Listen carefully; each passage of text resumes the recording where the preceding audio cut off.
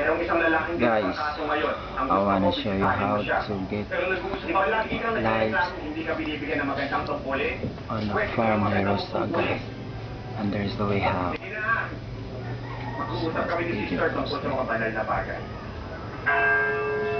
First, you just back to home button, then go to setting,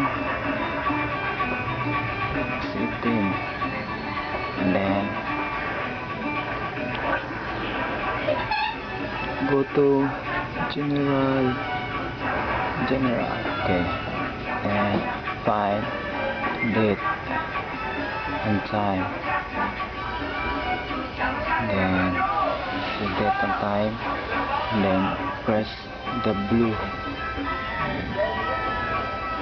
then change the date,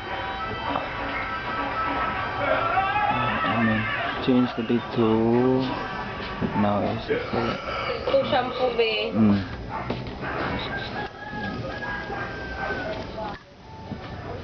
And then for now is March 16, so we will go to April 16 as you see, 2004, and then press down button, and then back to Farm Hero Saga as you see.